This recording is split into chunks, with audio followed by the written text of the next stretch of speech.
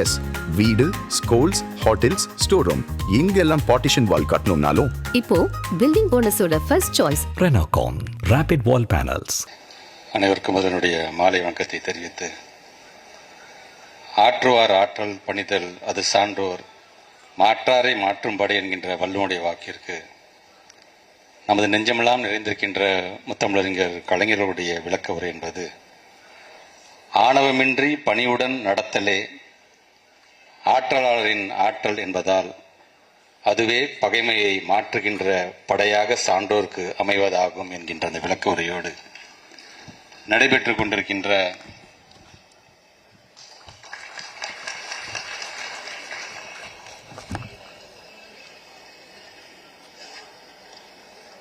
திராவிடம் 2.0 ஏன் எதற்கு என்கின்ற என்னுடைய அன்பு சகோதரர் தமிழ் கேள்வி செந்தில்வேல் எழுதிய இந்த புத்தக வெளியீட்டு விழாவில் இங்கே ஆரம்பத்தில் அனைவரையும் கௌரவத்திருக்கின்ற அண்ணன் கௌரா ராஜசேகரன் அவர்களே, தமிழ் கேள்வி செந்தில்வேலுக்காக இந்த நல்ல ஒரு அரங்கத்தை ஏற்பாடு செய்திருக்கின்ற எங்களுடைய அண்ணன் மயிலை வேலு அவர்களே, வருகை தந்து சிறப்பித்துக் கொண்டிருக்கின்ற எங்களுடைய சட்டமன்ற உறுப்பினர் அண்ணன் கருணானன் அவர்களே, இளைஞனுடைய அமைப்பாளர் என்னுடைய அன்பு சகோதரர் ராஜா அன்பழகன் அவர்களே, நிறைவாக நன்றியாட்ட இருக்கின்ற கௌரா ஜெய் கணேஷ் அவர்களே, மற்றும் இந்த நிகழ்விலே கலந்து கொண்டு சிறப்பித்துக் கொண்டிருக்கின்ற அனைத்து சான்றோர் பெருமக்களுக்கும், இயக்கத்தினுடைய மூத்த முன்னோடியாக இங்கே வருகை தந்திருக்கின்ற அண்ணன் TKS அண்ணன் அவர்களுக்கும், முன்னாள் அமைச்சர் அண்ணன் மைதீன் கான் அவர்களுக்கும், முன்னாள் நாடாளுமன்ற உறுப்பினர் சகோதரர் அப்துல்லா அவர்களுக்கும், எங்களது சட்டமன்ற உறுப்பினர் அன்பு சகோதரர் டாக்டர் எழிலன் உள்ளிட்ட வருகை தந்திருக்கின்ற அனைத்து நல்ல உள்ளங்களுக்கும், திராவிட சொந்தங்களுக்கும், பத்திரிகை துறை ஊடகத்துறை சார்ந்திருக்கின்ற நண்பர்களுக்கும் முதல்ல எங்களுடைய வணக்கங்களை நாங்கள் தெரிவித்துக் கொள்கின்றோம். சர்பெட்டி தியாகராயர் அரங்கத்தில் நடைபெறுகின்ற பொருத்தமான ஒரு நிகழ்வு, வெளியிட வேண்டியவர் வெளியிட்டிருக்கக்கூடிய ஒரு நல்ல ஒரு புத்தகமாகத்தான் இந்த புத்தகத்தை நாங்கள் பார்க்கின்றோம். கலைஞர் 2.0 என்கின்ற அளவில் இன்றைக்கு ஆட்சி நடைபெறுகின்றது. அதில் திராவிடம் 2.0 என்கின்ற புத்தகத்தை எங்களுடைய தலைவர் 2.0 வெளியிட நாங்கள் அதை பெற்றிருக்கிறோம் என்பதுதான் எங்களுக்கான ஒரு மிகப்பெரிய ஒரு மகிழ்ச்சி. ஏன் இவர் பொருத்தமானவராக இருக்கிறார் என்று சொன்னால், உங்களுக்கே தெரியும், இன்னைக்கு பாசிசம் என்று வரும்போது இன்றைக்கு எப்படியெல்லாம் ஓடுறாரு அப்படின்னு நீங்க பார்க்கலாம். அவருடைய பேச்சாக இருந்தாலும் தன்னுடைய செயலாக இருந்தாலும் சரி. அப்படிப்பட்ட ஒரு மனிதர், தமிழ்நாட்டுடைய துணை முதலமைச்சர், திராவிட முன்னேற்ற கழகத்தினுடைய இளைஞரணி செயலாளர் என்கின்ற அந்த பெருமை.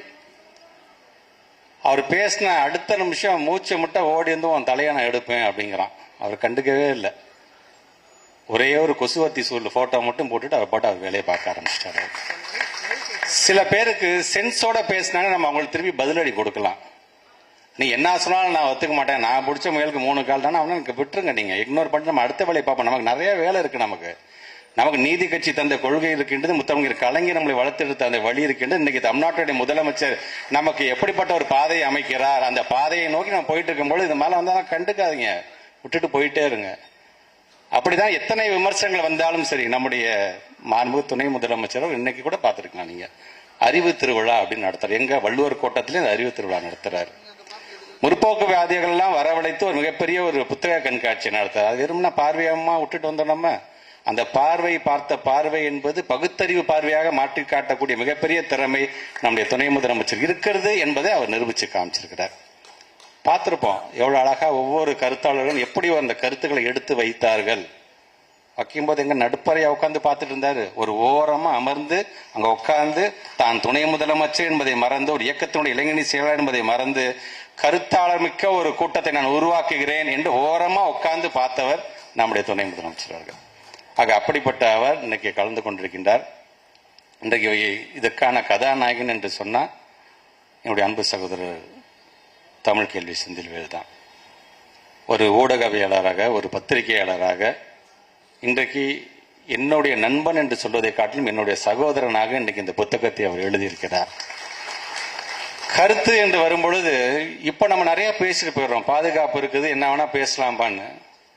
கௌரி லங்கேஷ் ஒரு பத்திரிகையாளர் சுட்டு கொல்லப்பட்ட போது ரொம்ப கொஞ்சம் பேர் தான் வந்து அதை பத்தி எடுத்து பேசிட்டாங்க துணிஞ்சு. அப்படி பேசின ஒரு சிலரில் ஒருவர் என்னுடைய அன்பு சகோதரர் இன்றைய கதாநாயகனாக நான் பார்க்கின்றேன். ஆக அப்படிப்பட்ட அவர் திமுகவுக்கு நண்பர் என்பதை சொல்வதை காட்டிலும் RSSக்கு எதிரி என்று சொல்றதுதான் சரியாக இருக்கும்.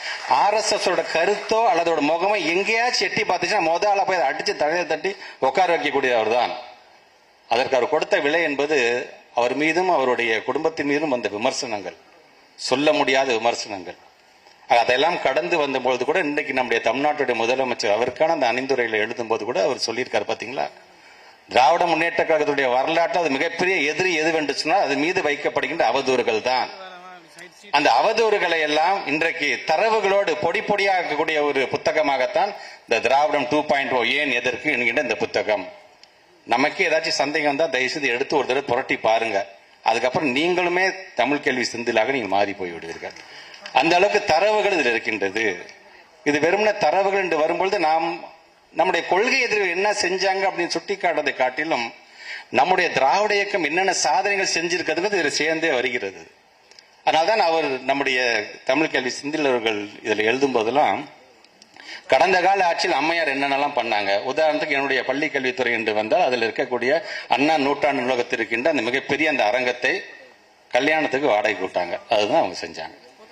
முத்தமிழர் கலைஞர் பார்த்து பார்த்து கட்டிய தலைமை செயலகத்தை மருத்துவமனையா மாத்தி போட்டாங்க.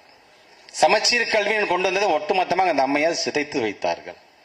நம்முடைய ஆட்சி காலத்தில் பணி நியமனம் ஆக்கப்பட்டவர்கள்லாம் உங்களுக்கே தெரியும், கிட்டத்தட்ட 1,76,000க்கு மேற்பட்டிருக்கின்ற ஆசைகளை ஒரே கையெழுத்து வீட்டுக்கு அமைச்சு வச்சாங்க.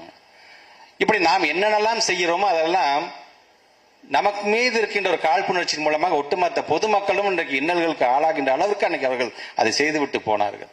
ஆனா இன்றைக்கு நீங்க பாருங்க, முத்தமிழர் கலைஞர் அவரே சொல்றார் ரொம்ப அழகாக, முத்தமிழர் கலைஞர் பொறுத்து இலவச மின்சாரம் வழங்கியது முத்தமிழர் கலைஞர். இன்றைக்கு அதில் 1,80,000 பேருக்கு அந்த மின் இணைப்பை இலவசமாக தந்திருக்கிறார் நம்மளுடைய தலைவர் என்பதை ரொம்ப அழகாக எடுத்து சொல்றார். சரி, அது மட்டும்தானா? சத்தான உணவு என்று முட்டை கொடுத்தார் முத்தமிழர் கலைஞர். இன்றைக்கு காலை உணவு திட்டம் என்கிற திட்டத்தை ஒட்டுமொத்த இந்தியா மட்டுமல்ல ஒட்டுமொத்த உலகத்திற்கே ஒரு வழிகாட்டியாக ஒரு திட்டத்தை உருவாக்கிறார் நம்முடைய தலைவர் என்பதை அவர் எடுத்து சொல்கிறார். அரசு உடைமையாக பேருந்தை மாத்தி காட்டினார் முத்தமிழர் கலைஞர் அவர்கள். ஆனா இன்றைக்கு நம்முடைய தலைவர் விடியல் பயணம் என்கிற விதத்தில் இன்றைக்கு பல கோடி பயணங்களை நம்முடைய தாய்மார்கள்லாம் இன்றைக்கு மேற்கொள்கின்ற அளவுக்கு அந்த திட்டத்தை தீட்டி தந்திருக்கிறார் என்று அவர் சொல்லுகிறார். இப்படி ஒவ்வொன்றையும் பார்த்து பார்த்து சொல்கின்ற அதே வேளையில் தேர்தல் களம் என்று வந்துவிட்டால் இப்ப இருக்க ஒன்றிய பாரதிய ஜனதா பொறுத்தவரைக்கும் தில்லுமுள்ள இறங்குவாங்கிறதையும் அழகாக சொல்லியிருக்கிறார். தேர்தல் காலம் என்று வந்துச்சு அது வரைக்கும் அமைதியா இருப்பாங்க. திடீர்னு SIR அப்படிம்பாங்க. ஒவ்வொருத்தரா ஃபார்மை தூக்கிட்டு ஓடுறோம், எங்கேயும் ஓடுறோம். நம்ம இன்னைக்கு அதுல இருக்கின்ற எவ்வளவு பெரிய ஒரு சிக்கல்கள் இருக்கின்றது, நடைமுறை சிக்கல் இருக்கின்றது என்பதெல்லாம் ரொம்ப அழகாக தெளிவாக எடுத்து சொல்லுங்க. அதை நாம ஏமாந்து விடக்கூடாது அப்படின்னு சொல்லும் பொழுது அருண் ஜோயல் அப்படிங்கக்கூடிய ஒரு ஆணையரை பத்தி, நாடாளுமன்ற தேர்தலுக்கு முன்பாக அருண் ஜோயல் என்கக்கூடிய ஒரு ஆணையராக, தேர்தல் ஆணையர்கள் ஒரு ஆணையராக இருந்தவர். எப்ப தேர்தல் தேதி அறிவிக்கிறதுக்கு 4 நாளுக்கு முன்னாடி ராஜினாமா பண்ணிட்டு போற, ஒண்ணுமே சொல்லி கிளம்பிக்கிட்டு இருக்க அப்படின்ட்டாங்க. அப்ப எந்த மாதிரியான அழுத்தம் அவருக்கு தரப்பட்டிருக்கும் என்பதை அவர் எடுத்து சொல்லுகிறார். நம்மை பொறுத்த வரைக்கும் நம்முடைய தமிழ்நாட்டுடைய முதலமைச்சர் நமக்கு அரணாக இருக்கிறார்.